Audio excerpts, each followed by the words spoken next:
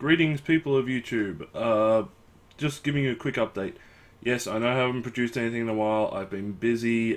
Family drama's been going on, so frankly, that's pushed everything back. I'm getting back on track. I'm currently recording all the stuff for the Mortal Kombat review. I actually have a brand new microphone, which is this thing here. Nice little $180 Yeti microphone. So that'll hopefully improve the audio quality of streams and everything else. Now, besides that, the main reason I want to talk to you, and as you would have seen by the title of this thing, I have an issue right now with the trailers that have popped up. Now, for those of you who've been living under a rock for the past 24 hours, we have had 3 major trailers drop. One is Star Wars The Force Awakens? Yeah, Force Awakens. I'm still wrapping my head around that title. It's the 7th Star Wars film. My opinion quickly on that, I know this is gaming stuff and there is a gaming component to this.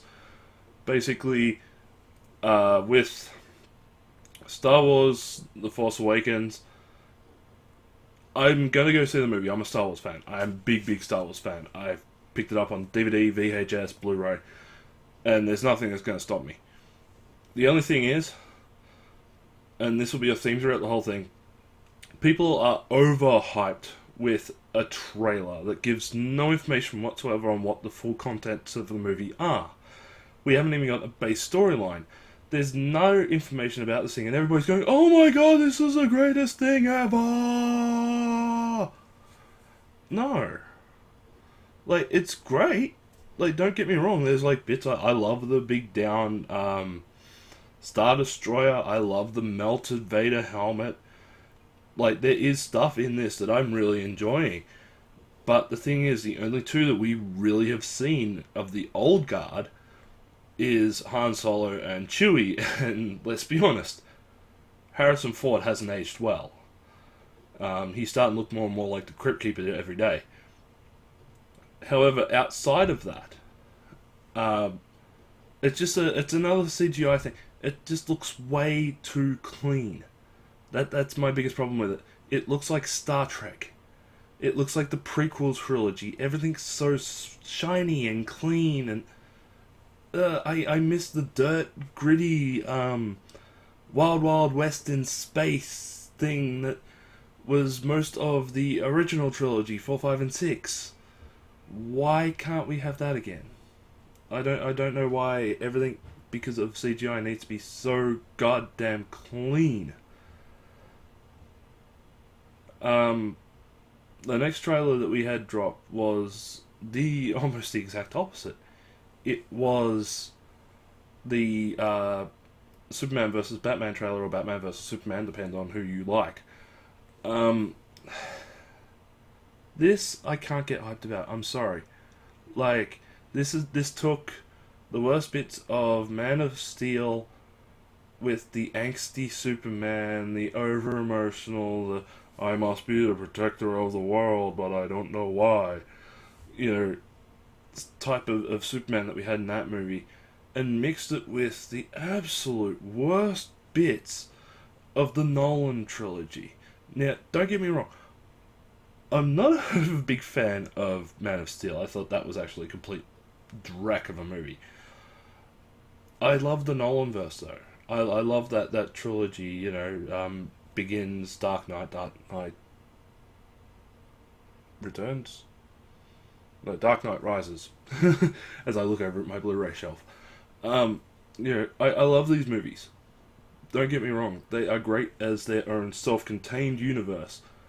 But I don't think that they should be used as the base platform for a larger thing that they're wanting to do, like the Marvel films.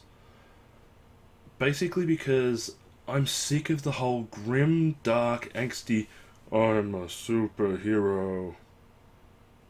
I'm sick of that shit. I really am. I'm sick of, like, I know Batman's always been a very brooding villain. Batman's always been a very brooding hero. I understand that. And that works fine with him. But Superman, even in Australia, we still see him as the big, bright, colourful, apple pie eating, baseball loving, American flag waving hero. You know, the bigger, larger than life guy. He's literally a god walking among us. Yet, with Man of Steel and from what glimpses we see in this trailer, that's not what we're getting. We're getting the angsty, dark, brooding Superman that is almost dictatorish, you know. It's not like that we've recently seen a brooding Superman in a game or anything recently.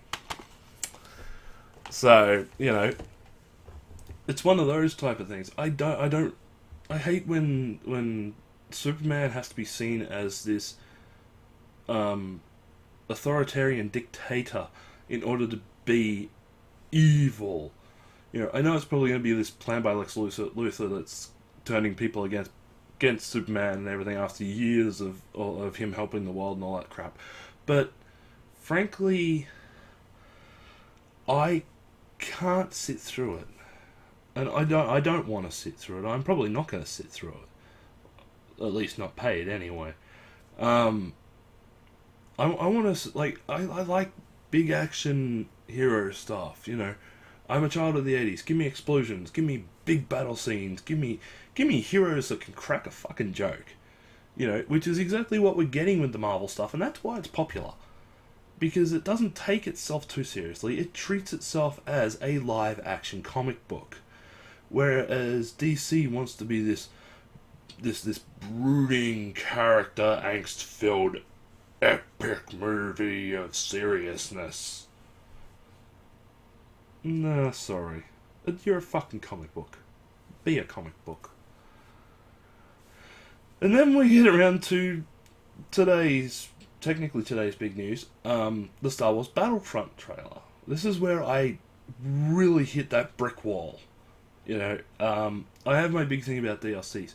The second most annoying thing for me is trailers for games.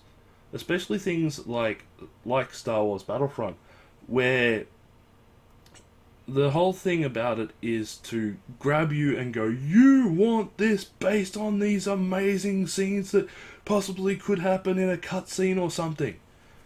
No. I'm sorry. Like, as you'll see in the Mortal Kombat review, plenty of amazing cutscenes, like absolutely brilliant cutscenes. Cannot fault them for anything. But that's all they are. They're cutscenes. I'm like sitting there watching a fucking movie.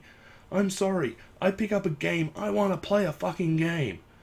You know, I thought we were going to get away from this friggin' 16, like half of a story mode is cutscenes, you know, or non-interactive set pieces. I thought we got rid of that after Hideo Kojima drove us insane with friggin' Metal Gear Solid 4. But no, we're getting that again with Battlefront. It's this amazing trailer, as you'll see. It's an amazing trailer, and it's all done within the in-game engine, which is, it's mind-blowing. It's great. I love that the engine can render this type of stuff.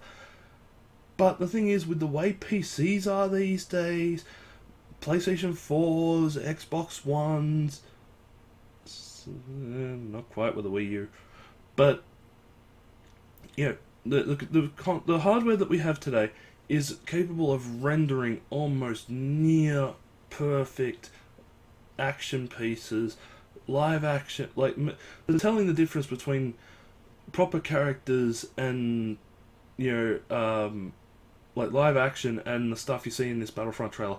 Oh my god. The difference between it is like this much. It is minute.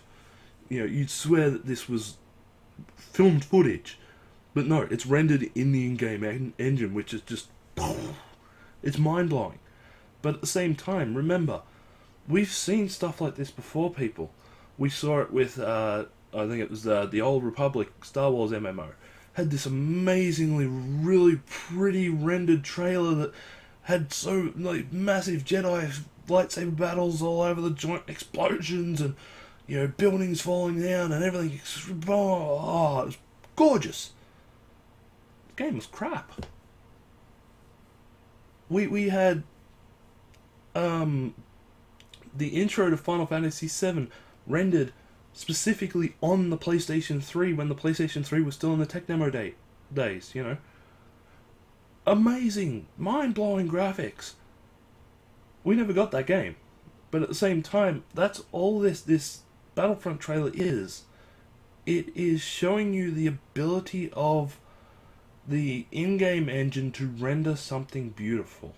Now, will the game be that good? Possibly. I'm putting it possibly. I'm not going to say no. But at the same time, I'm not exactly going to be going, here's money, take my money, take my money, take my money, take my money, and just throwing it at the screen because it's Star Wars and it's a video game and it looks pretty and shiny and everything else. I want people to err on the side of caution. With movie trailers, with especially video game trailers, especially stuff done by EA involving Star Wars, okay? Just because you slap Star Wars on something doesn't automatically make it great. Remember, Jar Jar Binks exists.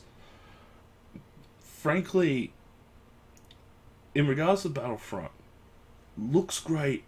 Please, by all means, get hyped as hell over this trailer. Like, get hyped over what the engine can create and build and render for us. But don't believe that you're going to be having, these big multi-man skirmishes with an AT-AT and AT-ST suddenly popping up and dive bombers coming across and, sure, I've already got the press release from EA. Upwards of 40 players on a server. That's hype, man. That is hype. But in order to get those 40 people, especially on like a PlayStation 4 or something, something's going to have to take a hit. And the first thing that's going to take a hit is the graphics.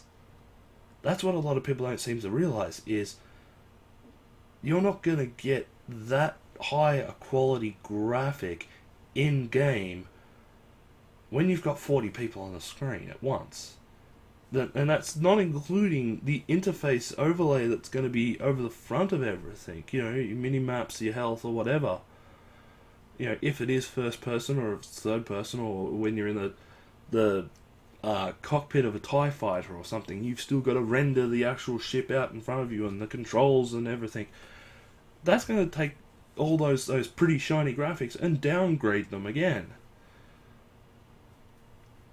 And if you point this out to anybody, which is why I'm making this video, and I'm expecting a lot of thumbs down on this one. Basically, guys, have some brains in your head.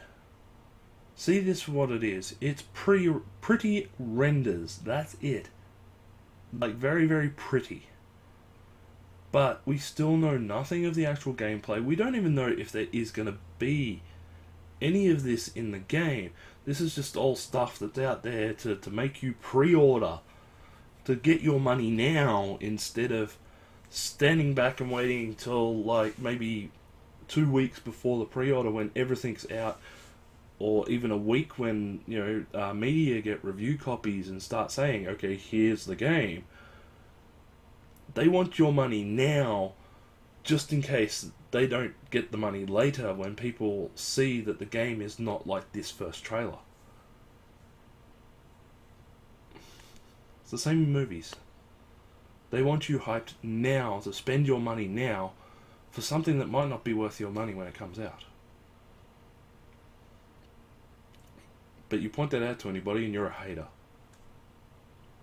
I'm not a hater. I'm a Star Wars fanboy, for fuck's sake.